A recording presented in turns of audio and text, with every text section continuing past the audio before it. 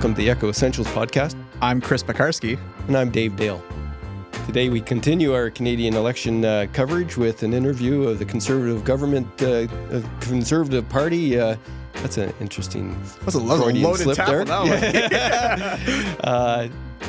Garry Keller. Yes, yeah. And he is the Conservative local candidate for the Nipissing Timiskaming region for the Canadian federal election of 2025. Thanip you for There we go. finishing that for Perfect. me. Got it. We had an interesting little dialogue going on there, almost a debate, almost.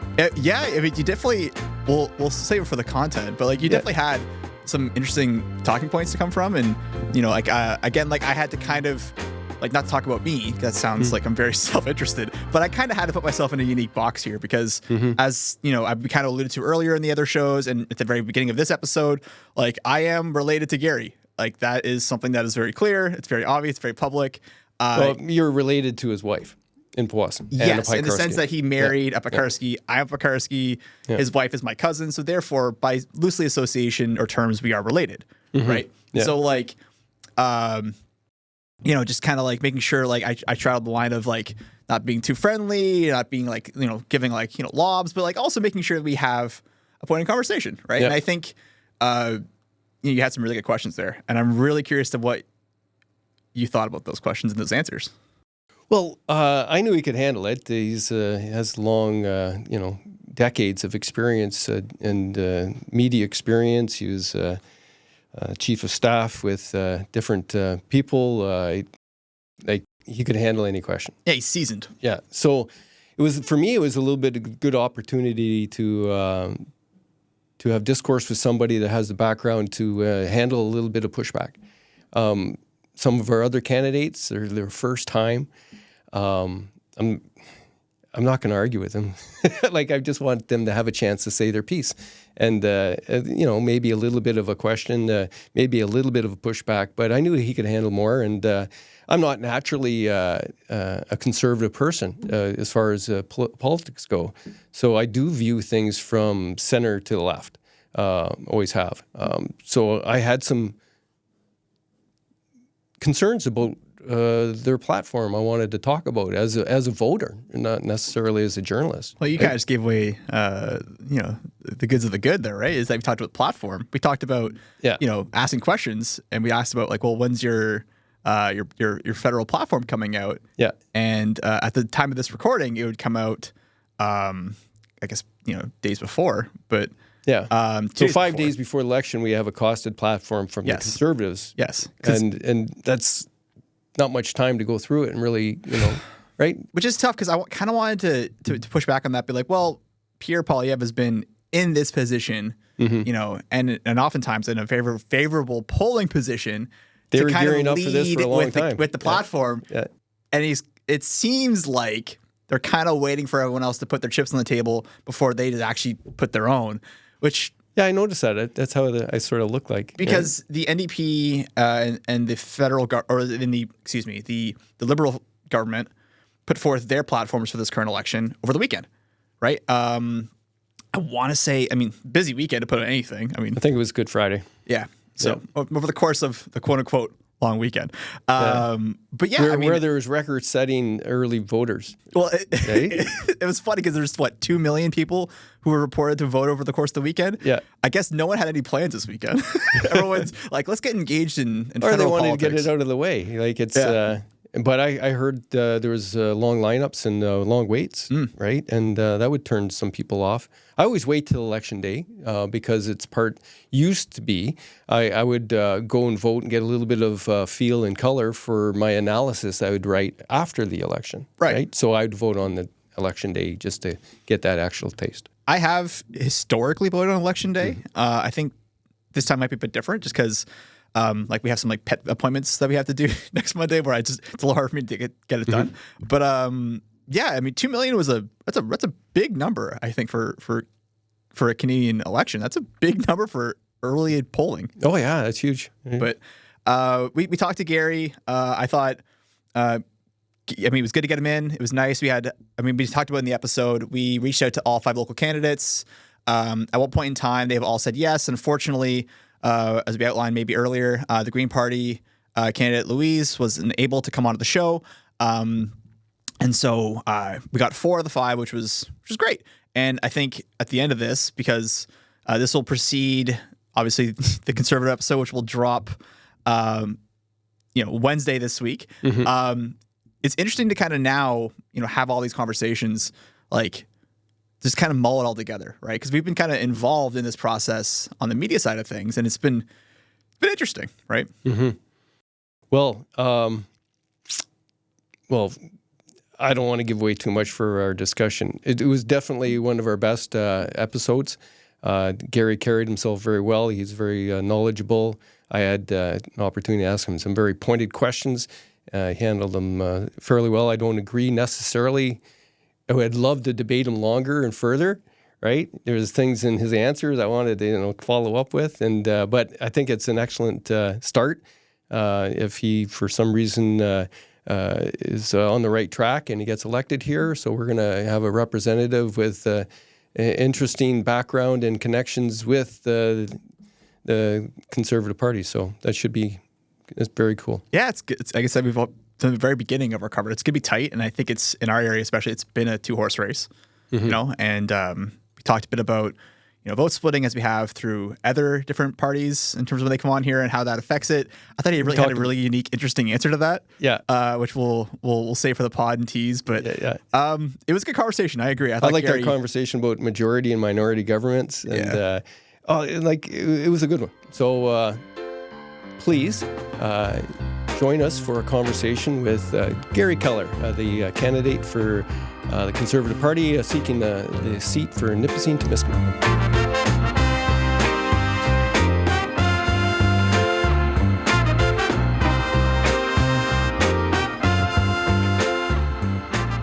We have the local Conservative candidate, Garry Keller. Garry. Good morning. Great to be with you. Thank you. Yeah. So nice to have you in. You are going to be our 4th appearance. We mentioned earlier, and we'll put it somewhere, that we invited all 5 candidates locally, and we're thankful enough to have 4 who could commit.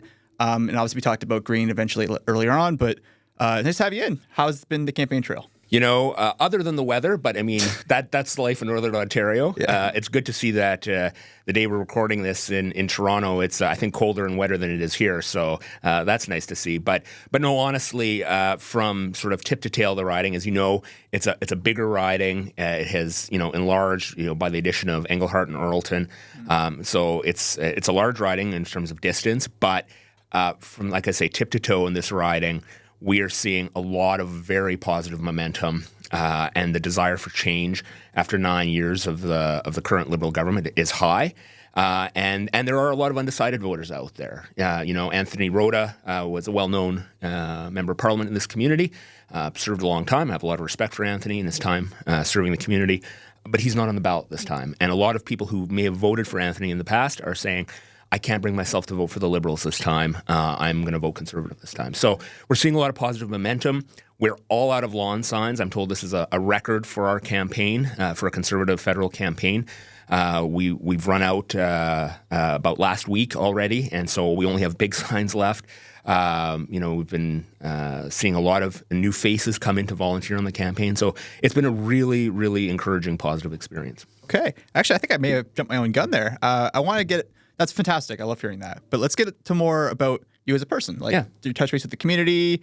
Obviously, we have a unique connection. Yes. Garry and I are related. Garry is married to my cousin, Anna. Hi, Anna, who everyone watching. But Garry, can you tell a bit about yourself? Sure. And so myself, I was born in a small town just west of Edmonton. 49 years ago. I'll disclose my age. It's okay. And so I came to Ontario in 1997. So I've got the gray hairs to prove it, as you can see from my photos. And 15 years ago, I happened to was blessed to meet my wife, Anna Pekarsky, who was from Powassan, is from Powassan, was born and raised in Powassan. And, we got married in 2011. 13 years later, a wedding and 2 kids. Anna now works at Ontario Northland here in North Bay.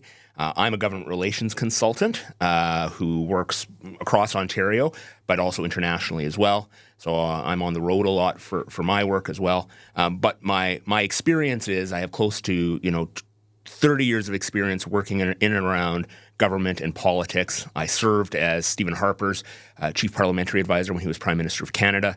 I served as the chief of staff to John Baird when he was Foreign Affairs Minister, so I bring some international experience. And I was Ronna Ambrose's chief of staff when she was leader of the Conservative Party. And so I believe that experience, combined with my desire to serve the community, as you know, the Pekarskis and Oshels are big community folks who volunteer, who make life better in the community. This is how I feel I could help to serve the community and bring positive change for the people of this riding.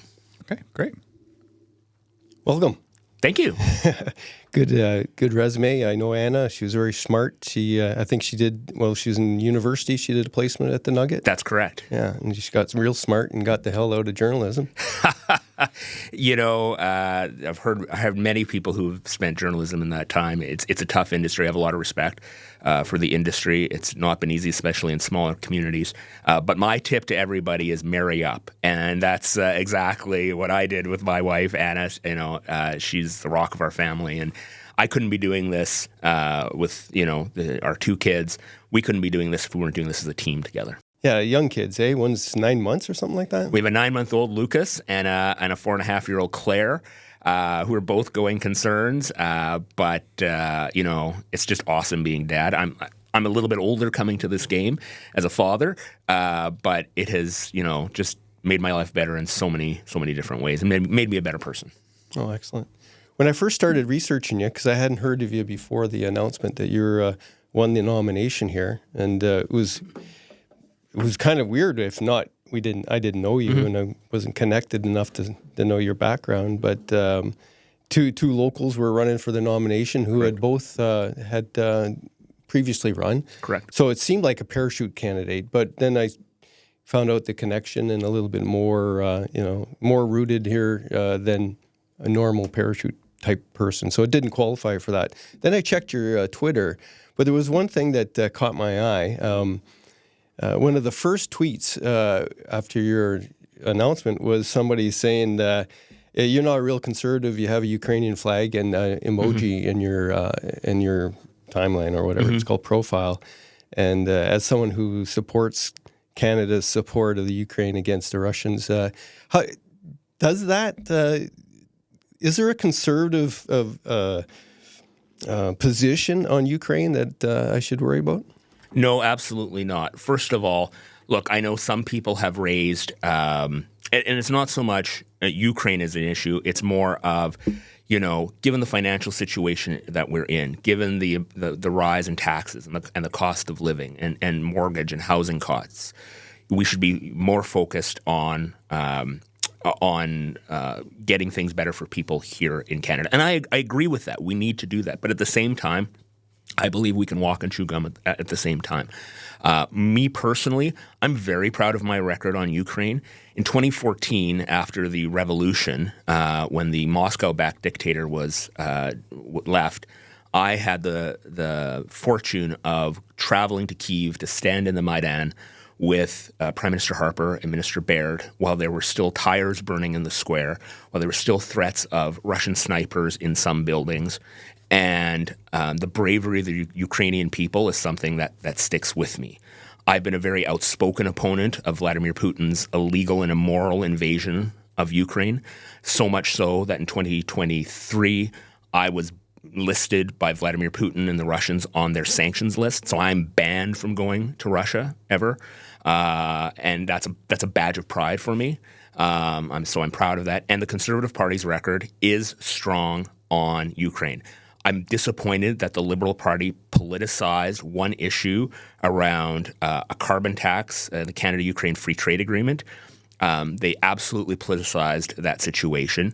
And I'm old enough to remember in 2016, when the Liberals came to power, then Foreign Minister Stéphane Dion wanted to hit the reset button with Moscow. He wanted to have a new relationship with Vladimir Putin. That was the Liberals. They even canceled something we brought in. We were providing radar-sat imagery of the front lines so that the Ukrainian government could see where Russian incursion was going. And the Liberals canceled that.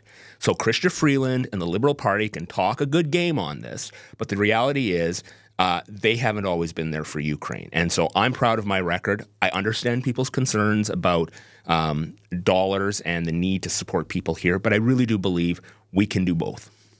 Christian Freeland, Ukrainian, canceled helping Ukraine? It was Stéphane Dion. It was when he was foreign minister of Canada. Okay. He's now our ambassador to France.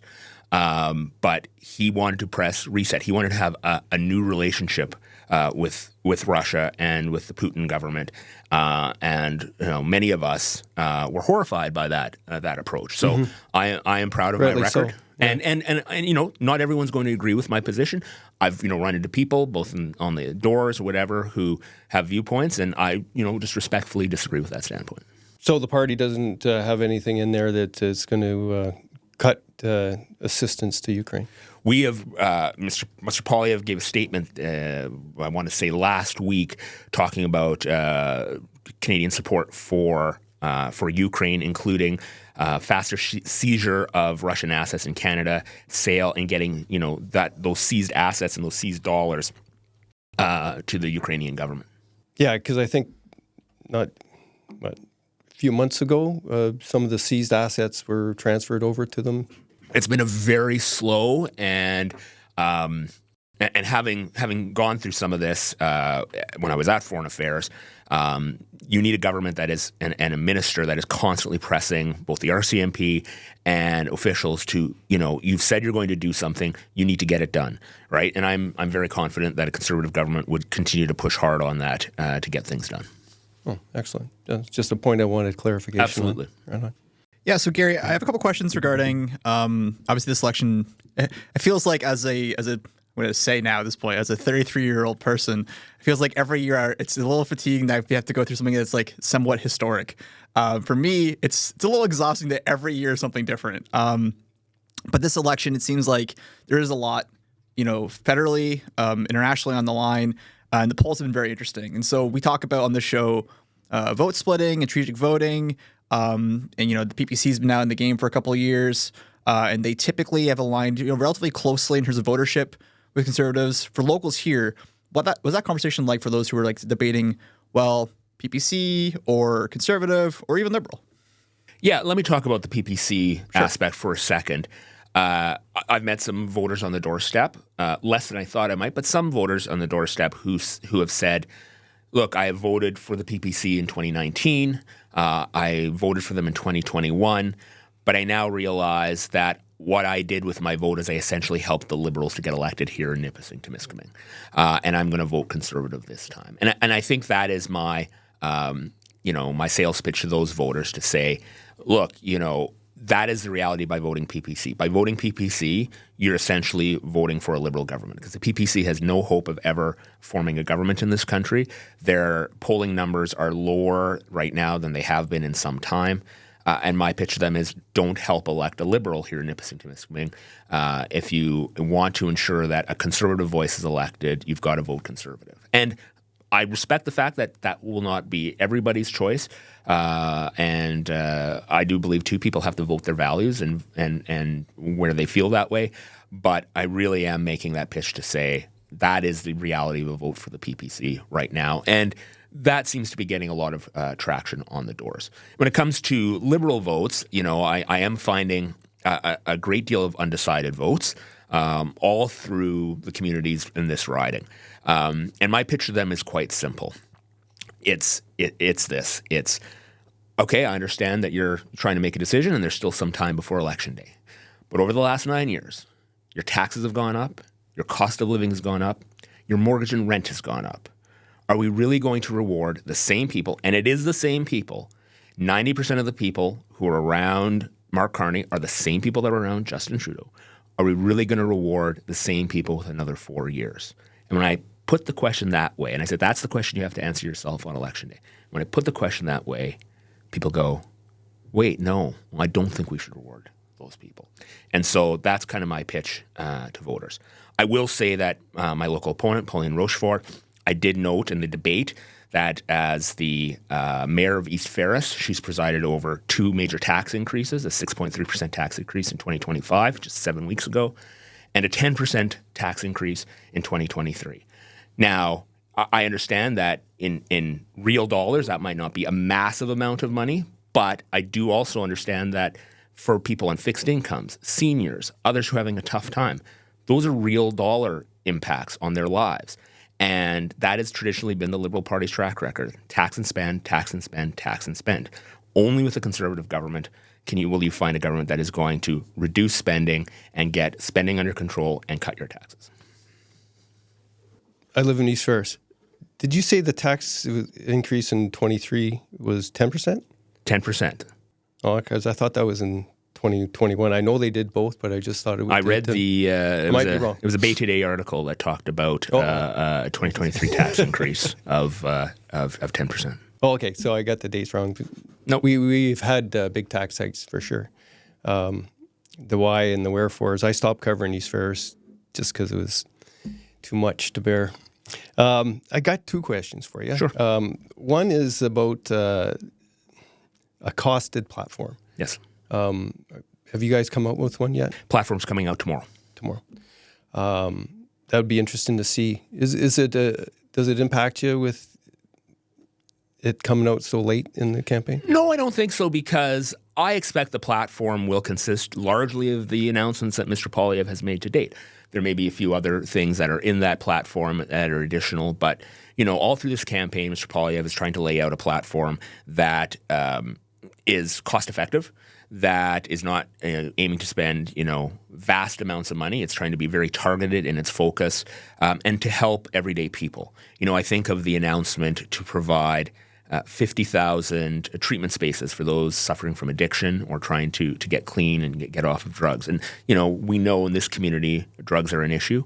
That is a $250 million price tag. It's not an insignificant amount of money.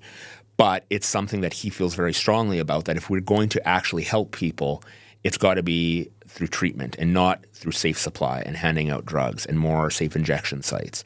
So that's one example of, conservative platform item where we are really willing to spend some money, because it will have a positive impact, not just in this community, but communities across the country. We all know the impact fentanyl and meth and other major drugs have had across the community. So that's one example of something that will have real impact for people. But it does cost some dollars, right? Same thing with a 15% tax cut for the lowest income bracket. Of course, that will save people between $900 to $1,800 a year.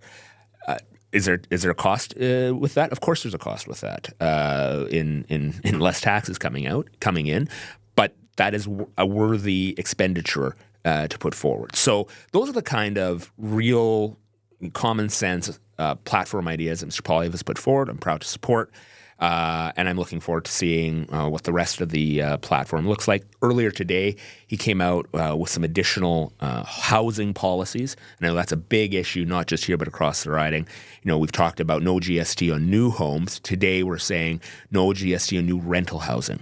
Obviously, in a community like this, rental housing is a big part of the housing mix. That would be another positive impact for a community like ours. On a couple of things you said there, I know that the Conservatives are with this platform and beliefs are to stay out of provincial purview, right? Healthcare is kind of one of those gray areas, really, because there's transfer dollars that go to provinces for healthcare, and here's an instance where addiction treatment and stuff is provincial in purview, really. How will you guys? Like, sometimes the federal government should be involved with the province and try to get the national standards, and that is important. But other times it's not. So is that like one of those examples of where the federal government has to work with provinces to try to implement some type of change? Yeah, and you're right. There are some issues that the federal government should not be butting its neck into. But I strongly believe that if something isn't working, it takes a strong federal government to say, wait a second, this isn't working. We need to find a solution. Let's try to work together. And if you're not going to work with us, well, then there's the stick. And I think the perfect example of that is housing. In 2023, while housing prices post-pandemic, post-COVID, were really skyrocketing, Justin Trudeau came out of a caucus meeting in June of that year and said, well, housing is not a federal responsibility. Well, how did that go over? Not very well. 3 months later, all of a sudden, housing was a pretty big federal responsibility because that wasn't a good enough answer for Canadians. And so, again, housing is an example where Mr. Poilievre's plan, it has both a carrot and stick approach to it. We do want to work with provinces and with municipalities. We know we have to have the municipalities at the table. A city like the city of North Bay has to be part of the equation, and a good relationship will be important, of course. But sometimes it requires both the carrot and the stick approach. And Mr. Poilievre has promised that. He's saying cities and municipalities need to get serious about cutting development charges. We want to see a cut of development charges by 15%, because development charges, end up costing a homeowner more and more and more. And if you're willing to cut and work with us to speed up permits, speed up approvals, cut development costs, there will be a reward there. But if you're not willing to, there's going to be a stick there as well. And so I think that's an example of something where a strong central government has to say, the system isn't working. Let's work together to find a solution. But if you're not willing to find a solution, there's going to be consequences for that. My main concern about your party leader is that in the direction you guys were going for a couple of years was that you were emulating a lot of the talking points and mannerisms and direction of Donald Trump in America. That seems to have changed a little bit. Can you promise us that Pierre Poilievre I believe. isn't mini Trump? Because that worries me, from just based on how they actually put some of those authoritarian powers into place, notwithstanding clauses included. Yeah, so look, let me tell you a little about Mr. Poilievre. The first time I met Mr. Poilievre, he was 15 years old. I was at a university seminar, and there was a high school guy there, and somebody said, who's the guy in high school? And it was an economics seminar for university students. Somebody said, his name is Pierre, he's in high school. And they said, he's really, really smart. I've seen Mr. Poilievre grow as a politician. He was first elected in 2004. But I've worked with him on a number of files, including the Federal Accountability Act, and I worked with him in opposition in 2016, where I really saw a thoughtful side to Mr. Poilievre when he was working on trying to find small C conservative responses to fighting poverty. And he did the research, he did the work, and I think some of the policy announcements we've seen to date around housing and other initiatives were rooted in some of that work he did back then. And so I reject this. There is a narrative and a trope being spread by, a lot of the liberals in their ads by saying, mini Trump this, mini Trump that. And I just reject that, knowing the man himself. And when you come to talking about the notwithstanding clause, let's look at what Mr. Poilievre is talking about. He is saying that, a Supreme Court ruling, it was the Bissonnette case in Quebec City, where this deranged individual murdered, I believe it was 6 individuals of in a mosque in a religious setting, murdered them in cold blood. The Conservative government had brought in consecutive sentencing, so Mr. Bissonnette was never getting out of jail under a Conservative law. He was only getting out of jail, rightfully so, in a pine box. The Supreme Court ruled that was cruel and unusual punishment for Mr. Bissonnette, and reduced and eliminated the consecutive sentencing to say he only has to serve 25 years. Same thing with Justin Bourque, a mass murderer in New Brunswick who murdered 3 Mounties in cold blood. He should never be getting out of prison except in a pine box, and he will have his sentences limited to 25 years. The notwithstanding clause is part of the Charter of Rights and Freedoms. It was brought in by Pierre Trudeau as part of the Constitution and the Charter of Rights and Freedoms. It's there to be used when judicial overreach has clearly made a mistake, clearly made an error. It's not something we want to do on an everyday basis, and would not do on an everyday basis. But for something as heinous as a mass murderer being allowed out after 25 years and maybe even being considered for parole, that makes no sense. It makes no sense to me, and it makes no sense to the vast majority of people that I'm talking to on the doors.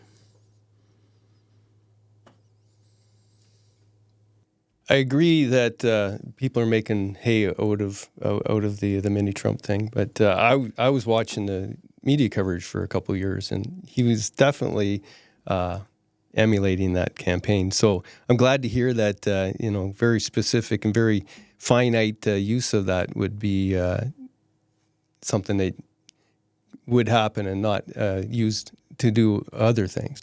Well, I mean, look at the number of provinces who have been using the notwithstanding clause. Quebec uses it on a regular basis. Quebec uses it as a blanket statement that this legislation, it will just be covered by the notwithstanding clause. Other provinces have used it to far less outcry. It only seems during an election campaign when a Conservative leader says... That's because it's federal. We want... but it applies to the provinces as well. And I know, but we're watching the provinces use it, and we don't like that either, right? Like, I'm not sure there's been outcry, but... Well, Doug Ford used it in response to Toronto City Council. Now, some people might say that was heavy-handed, but Doug Ford has been reelected twice since then. So I guess... less than half of the actual people. But he's been reelected twice. Yeah. And if by our system, and if right?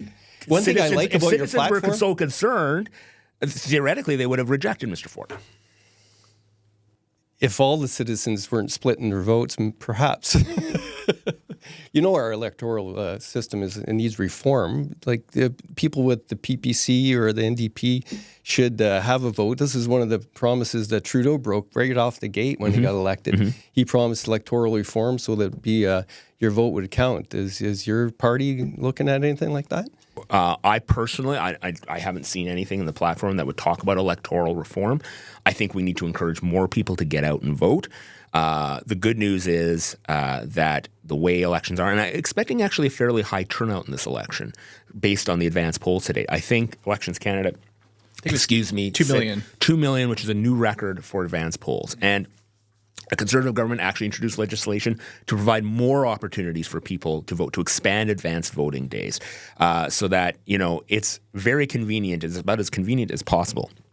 Excuse me. I am not a fan of proportional representation, and I'll tell you why, especially what's called list PR. And some countries have what's called list PR, which is a party nominates a number of individuals. Let's say there's 350 seats in the Canadian House of Commons. Well, under list PR, a party would provide a list of 350 individuals ranked from 1 to 350. And based on the outcome, let's say they won 125 seats, those 125 people would be on the list. But it's the party that sets that list. So how do you get on the list? Well, you do favors for the leadership, or you are, you raise a lot of money versus somebody else. Nothing to do with their quality as a candidate or an individual. No, absolutely not. No, absolutely not.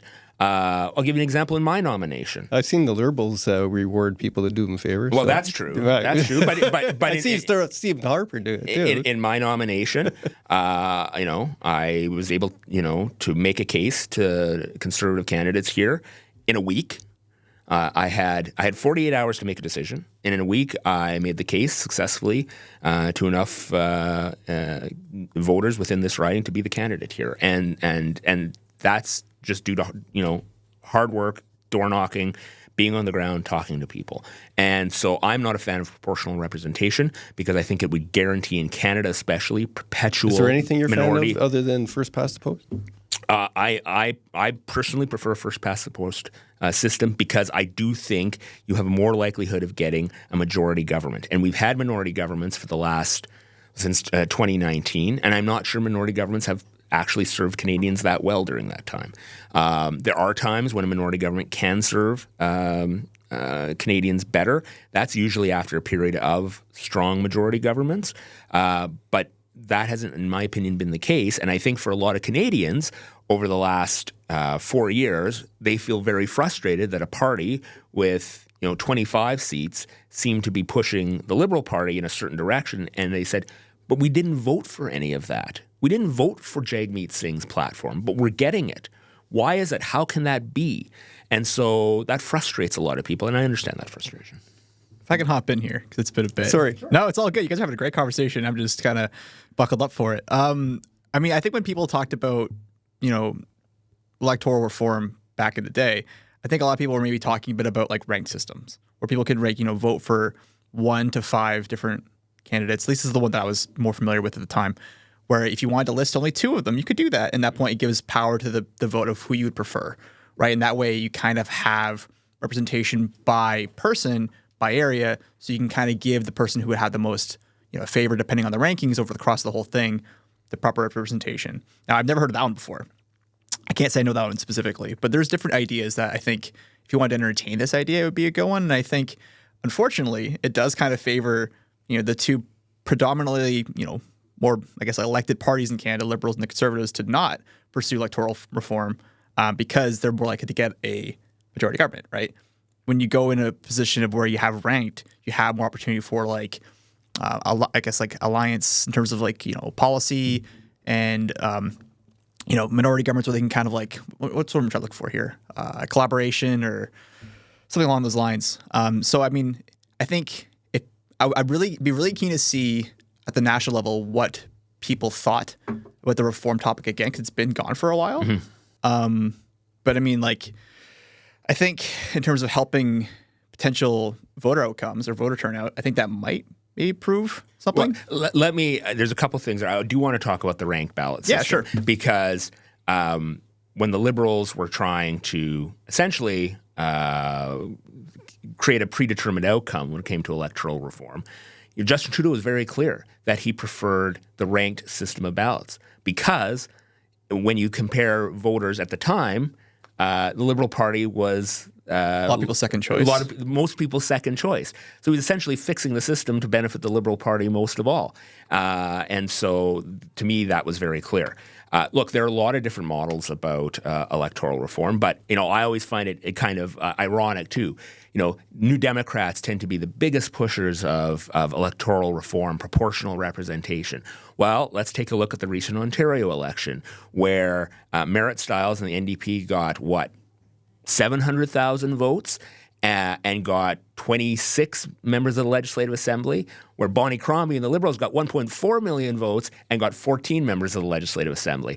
I don't recall Merritt Stiles and the NDP in Ontario talking very much about electoral reform these days because it clearly benefited them. And so there's a lot of people who like to talk about electoral reform and voter turnout, et cetera, and then when it ultimately benefits them, they're awfully silent about it. Yeah, I think that's seen in almost every election in Canada when it comes to this topic. But I like minority governments. I think at least 2 parties have to work together, sometimes 3, and then they can interchange. Majority governments end up getting followed by minority government because they see what majority governments do. They often go outside what the majority of Canadians want to do because they have the power to do it without any waiting for the next election. That's my opinion anyways. Well, let me address that.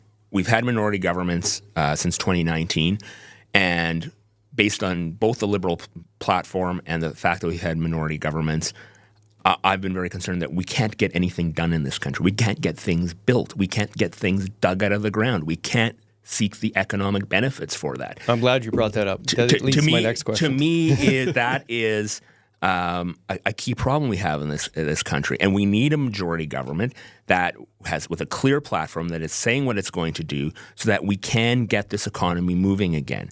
At some point, negotiation and compromise leads to just further negotiation and compromise, and doesn't actually get things done. And we need a government in Ottawa, in my opinion, of course, a conservative federal government, a majority government that will get things done for Canadians. I kind of like the daycare being subsidized and the dental, which was a collaboration approach. Mm-hmm. And I don't know about collaboration. It was vote for this or we'll take you down. Yeah, that's not exactly collaboration. Negotiation. I got you. Okay, so to be real, how are you going to make these natural resources get to market without stepping on the toes of treaty land, treaty people, Indigenous, and environmentalists are worried about not having a good way, enough say so you can mitigate the potential risks of damage. We're talking about a pipeline being refurbished so that it could bring bitumen to the East Coast, right? That's what we're talking about. So and it's going to go right through Nipissing. So how are you going to do it quickly without ignoring these other things? And these are important things. No, and I agree with you. Look, a key portion of all this has to be economic reconciliation with First Nations and Indigenous people. The reality is the courts have been very clear, and there is a long track record now of law in this country that First Nations and Indigenous peoples have a right to be consulted, have a right to approve and be part of the discussion. And a Conservative government's been very clear in its proposals to get things done that First Nations have to be part of that process. Now, there has to be that negotiation. There has to be that discussion. But at the same time, I think the onus is on a federal government to provide some of the support and levers to help First Nations and Indigenous organizations and groups help take advantage of the opportunity. And so in Alberta, they've had something for a few years now called the Alberta Indigenous Opportunities Corporation, which provided $1 billion in funding for loan guarantees and other financial instruments to allow First Nations groups in Alberta to participate fully in the development of all sorts of industrial projects, all sorts of natural resource projects.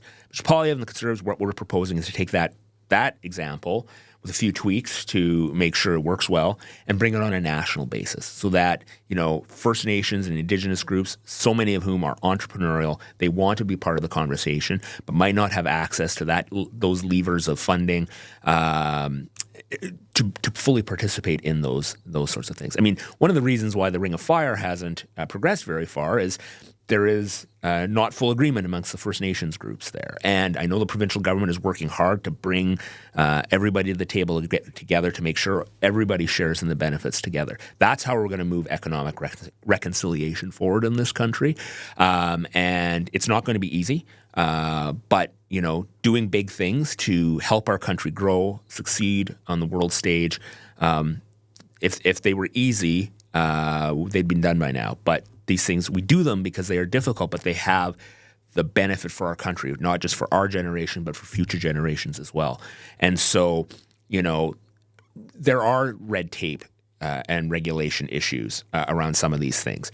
If there is already one environmental assessment and a permit granted, there should be not a need to get a second duplicative permit. One rule, one assessment, a one-stop shop. It's almost a concierge service for people who are looking to develop natural resource projects to say, well, let's go through this system together. And that's where government can help instead of being a hindrance. The other issue, a 1-year permitting process so that these projects aren't in limbo forever. There's a number of projects Mr. Poilievre talked about, including two very near here, the Canada Nickel Project and the Upper Beaver Gold Mine by Agnico, which is they're more towards north of our riding boundary. But those projects would have huge economic benefits for this community because of the mining sector being here and the skilled labor that we have here. And Mr. Poilievre, there were 2 projects on his list of 10 projects that he would move almost immediately to get done. So that's taking action. That's providing a clear path forward to try to get things done. Excellent. Well, I think we're winding up next. Yeah. So I'll leave it to you to sort of set up the... Perfect. Yeah. So Garry, thank you for coming on. Thank I know you we for only having me. have about, a television hour, so to speak, or whatever it is, about 40 or so minutes. But can you give anything to the voters of the area before we head out of here today? Yeah, first of all, thanks, guys, for having me in today. I really appreciate it. Look, my pitch again to the voters in Nipissing, Timiskaming has been clear on the doorsteps. After 9 years of this current Liberal government, where 90% of the people are the same people that are around Mr. Trudeau, that are around Mr. Carney, your taxes have gone up, your cost of living has gone up, your rent and your mortgage has gone up. Should we really be rewarding the same people with another 4 years? That's the question that voters, not just in Nipissing, Timiskaming, but across Canada have to answer on Monday. And I hope that I can earn their support. I don't take people's support for granted even when they say I'm supporting you. I have to go out and try to earn everybody's vote, and I do really mean that. And I leave people on the doors who are undecided with that. I want to earn your vote, and that's what I'm trying to do every day between now and Election Day. Perfect. Well, thank you for coming in. We always talk about, for every candidate who puts their name forward, it's a big effort. It's lots of work. It's selfless work. So thank you for putting yourself out there, and good luck on Monday. Great to be with you guys. Yeah, nice to talk with you, and appreciate the candor and the ability to debate with somebody that has a good background and knowledge of what I'm talking about. So appreciate that. Thank you very much.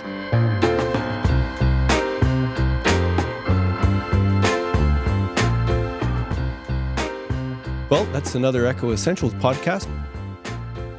Oh, sorry. I'm Chris Pekarsky. I'm Dave Dale. Thanks, and please comment and share, and let's get this thing out there into the algorithms.